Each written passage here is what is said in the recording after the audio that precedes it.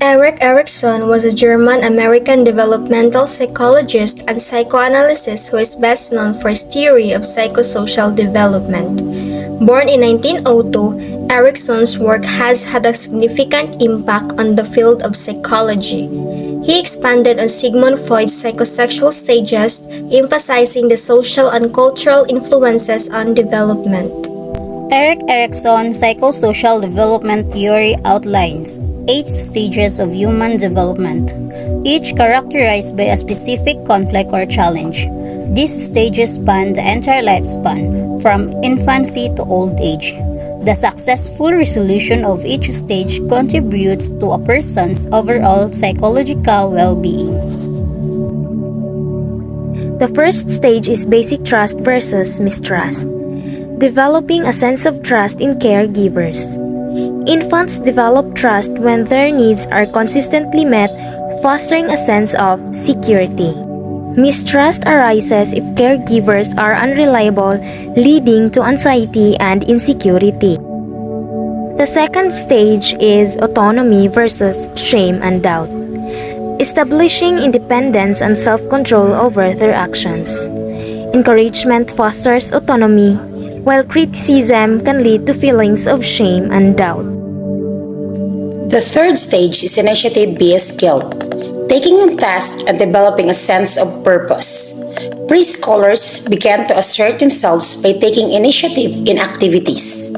If encouraged, they develop a sense of purpose. If criticized, they may feel guilty about their efforts. During this stage, children assert themselves more frequently. The fourth stage is industry-based inferiority, gaining competence and skills. Children focus on developing competence and skills. They tend to do things on their own and simply discovering their own interests. Success leads to a sense of industry, while failure can result in feelings of inferiority and loss of motivation. The fifth stage is identity versus role confusion. Adolescents explore and develop a sense of identity.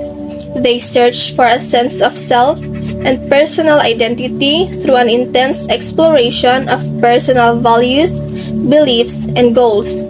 Successful exploration results in a clear sense of self, while unresolved identity issues can lead to role confusion.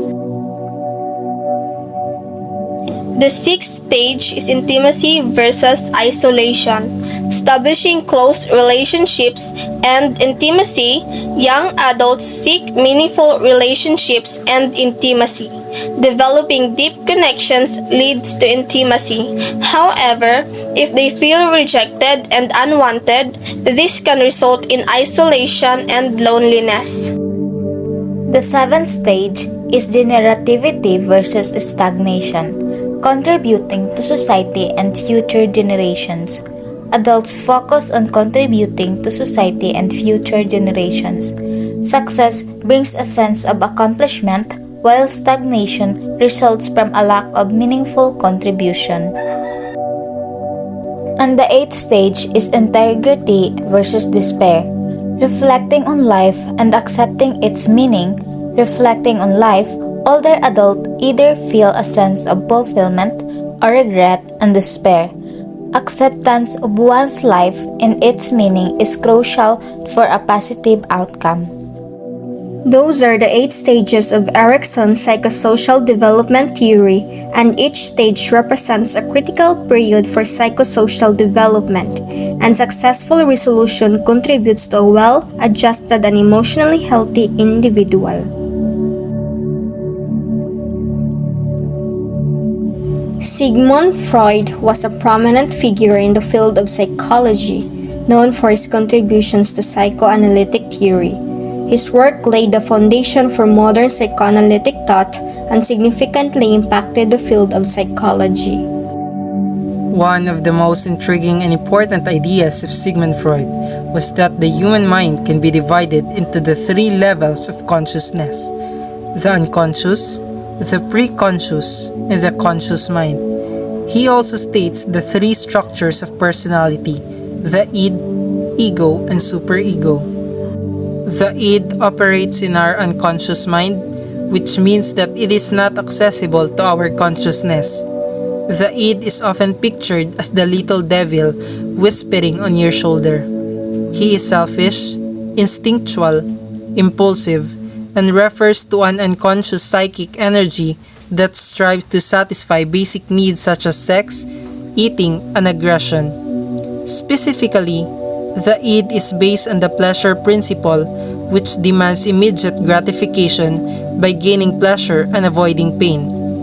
Think about a newborn child who is crying because he seeks pleasure through food and attention, with no regards to the consequences.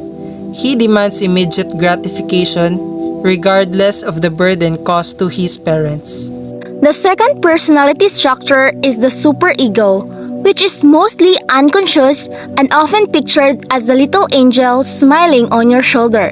He is like an internal judge who is based on the moral principle. He tells you what is right and wrong, what is socially acceptable to do, think, and feel according to real-world rules, moral, and norms. Finally, the third personality structure is the ego, which is basically our conscious self. The ego is who we think we are. It has the ability to make decisions. The ego operates on the reality principle. It is like an executive mediator who tries to satisfy both the needs from the head and superego in a realistic way. Let me give you a concrete example. Imagine that you have to study for an exam or you have a homework to do. The id is based on the pleasure principle and immediate gratification. So when you will start studying, you will have thoughts like, this is boring, why am I doing this? And the id will put pressure on you to do something pleasurable like watching Netflix, going on social media, anything that will give you immediate gratification. Then, the superego is based on the moral principle and will act like a judge by giving you thoughts like, doing my homework is the right thing to do. I should do it for my career. And the superego will pressure you by rewarding or punishing you. For instance, you will feel proud like a good student if you study, or shamed like a terrible student if you quit your task before finishing it. Between the id and the superego, you have the ego, which is based on the reality principle. The ego will find a compromise by analyzing both sides. That's right, this homework is a bit boring and I want to do something more pleasurable, but if I don't make it, I might fail my exam or my class. And so the ego will find a decision in a realistic way. This is how the three personality structures work and intertwine.